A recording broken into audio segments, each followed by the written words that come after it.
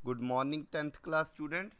जैसे कि हमने 1.1 कर ली है, आज हम एक्सरसाइज 1.2 करेंगे। तो चलते हैं 1.2 पर। एक्चुअली 1.2 पर हम क्या सीखते हैं, एलसीएम और एचसीएफ निकालना। ठीक है, जैसे कि सबसे पहले मैंने कभी इंट्रोडक्शन में भी बताया था, एलसीएम और एचसीएफ क्या क्या होता है। एलसीएम होता है लीस्ट कॉमन मल्टीपल और एचसीएफ होता है हाईएस्ट कॉमन फैक्टर। तो चलिए इन सम्स को शुरू करते हैं। जैसे कि फर्स्ट सम है, express each number as the product of prime factors. हमने प्राइम फैक्टर्स में निकालने हैं। तो प्राइम फैक्टर मतलब एक 140 को हमने छोटे छोटे नंबर्स में डिवाइड करना है। किस टाइप से करते हैं, चलो देखते हैं फिर। हाँ जी स्टूडेंट्स, आप अपनी स्क्रीन पर देख रहे हो 1.2 का फर्स्ट क्वेश्चन देखो। जैसे 140 है, बस इसको ब्रेक करना है। जैसे 2 पर जाएगा 70, 2 पर जाएगा 35, 5 पर जाएगा। तो इस टाइप से हमने ये इन चारों क्वेश्चंस को इस टाइप से कंप्लीट करना है, आप देख सकते हो। ठीक है, तो अब आ जाओ सेकंड क्वेश्चन पर। सेकंड क्वेश्चन आता है आपका एलसीएम और एचसीएफ निकालना। वो किस टाइप से निकालना है अभी बोलता हूँ। पहले हमने फर्स्ट क्वेश्चन में क्या सीखा, किसी भी नंबर को प्राइम फैक्टर्स में किस टाइप से ब्रेक करते हैं। तो जब हमें किसी भी दो नंबर्स का एलसीएम या एचसीएफ निकालना हो, तब क्या करेंगे, सबसे पहले उनको प्राइम फैक्टराइजेशन कर लेंगे, जैसे 26 और 91 का किया हुआ है। फिर एचसीएफ और एलसीएम निकालने का तरीका वो ध्यान से सुनना जैसे मैं बोलता हूँ। एचसीएफ में होता है, जो भी आपको दोनों नंबर दिए गए हैं, जब दोनों का आपने प्राइम फैक्टराइजेशन निकाल लिया, उन प्राइम फैक्टराइजेशन में दोनों में कॉमन और कॉमन की लोएस्ट पावर होती है। ठीक है, कॉमन और कॉमन की लोएस्ट डिग्री। तो यहाँ कॉमन कौन सा है अगर देखा जाए, जहाँ कॉमन है 13, तो 13, तो एच सी एफ भी हमारा क्या आ जाएगा 13। और एलसीएम में हमें कॉमन की तो कोई ज़रूरत नहीं होती, नंबर सिर्फ एक बार उठाना होता है ज़्यादा से ज़्यादा पावर के साथ। जैसे 2 है, 2 अकेला ही है तो 2, 7 भी अकेला है और 13 भी अकेला है। आप कहोगे 13 दो टाइम है, दो टाइम तो है, लेकिन बड़े से बड़ा तो अकेला 13 है, तो उन सब की मल्टीप्लाई। तो ऐसे क्वेश्चंस की ना हम वेरिफिकेशन भी कर सकते हैं कि अगर हमारा आंसर सही है या गलत। उसके लिए क्या करो, जो आपका एलसीएम और एचसीएफ आया है उसकी आप कर लो मल्टीप्लाई। ठीक है, जितनी भी आ गई, और जो आपको दो नंबर गिवन थे जैसे 26 एंड 91, उनकी भी आपस में मल्टीप्लाई करके देख लो, तो आपके ये दोनों आंसर बिल्कुल सेम आ जाएंगे। ठीक है, तो ये था आपका सेकंड क्वेश्चन। इसी टाइप के सेकंड का सेकंड और थर्ड पार्ट भी बिल्कुल एज इट इज़ है, आपकी स्क्रीन के ऊपर है। ठीक है, इसको एज इट इज़ ही कर लेना है। सबसे पहले एलसीएम निकालना है, फिर एचसीएफ, फिर दोनों का प्रोडक्ट ऑफ टू नंबर्स के इक्वल होगा। चलिए थर्ड क्वेश्चन की तरफ। थर्ड क्वेश्चन में क्या है, आपको तीन तीन नंबर्स गिवन है, आपने उनका एचसीएफ और एलसीएम निकालना है। वैसे ही करेंगे, मतलब सबसे पहले उनके फैक्टराइजेशन मतलब प्राइम फैक्टर्स कर देंगे। और एचसीएफ तो होता है कॉमन चीज़ और कॉमन की लोएस्ट पावर, और एलसीएम में होता है कॉमन हो ना हो कोई मतलब नहीं होता हमारे पास, सिर्फ नंबर को एक बार उठाना होता है उसकी ग्रेटेस्ट पावर के साथ।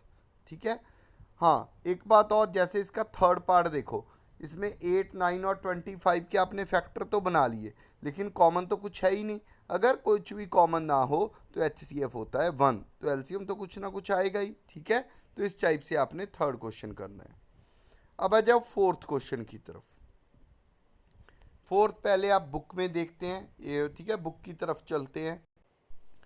स्टूडेंट बुक की तरफ देखो, बुक में फोर्थ क्वेश्चन है, आपको एच सी एफ 9 गिवन है दोनों नंबर्स का, और एलसीएम फाइंड करना है। ठीक है, तो हम इसको जब ऐसे शॉर्टकट तरीके से भी कर सकते हैं कि दोनों नंबर का product divide by H C F, हमारा एलसीएम आंसर आ जाएगा। ठीक है, अब फिफ्थ क्वेश्चन की तरफ जाते हैं।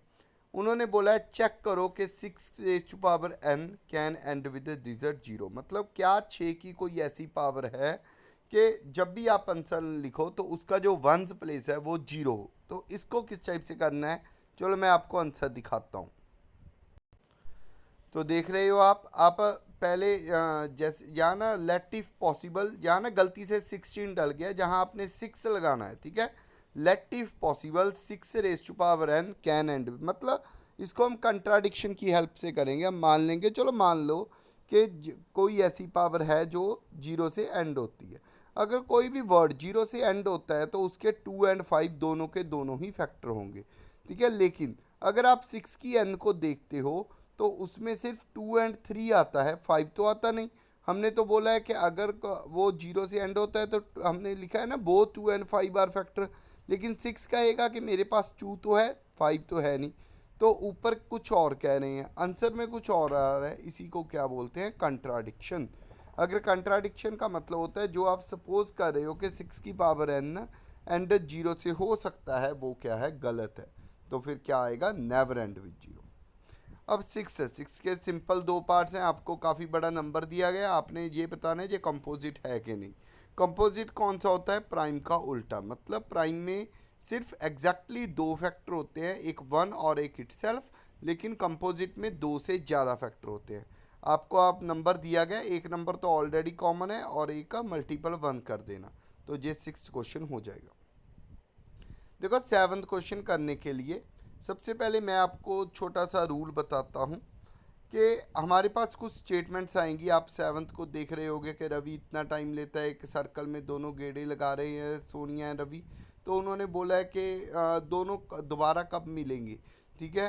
तो इसमें हमें तो नहीं पता चलेगा, एलसीएम और एचसीएफ निकालना है।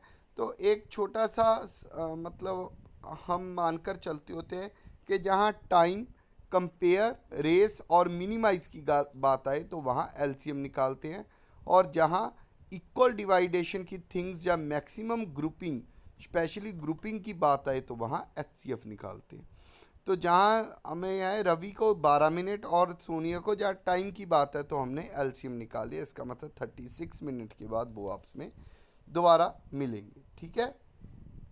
तो स्टूडेंट्स इसके साथ हमारी 1.2 एक्सरसाइज अच्छे से कंप्लीट होती है। आपने इसको नोटबुक पर लिखकर पोस्ट करनी है अपना वर्क ग्रुप पे ऊपर। आज के लिए इतना ही, थैंक यू।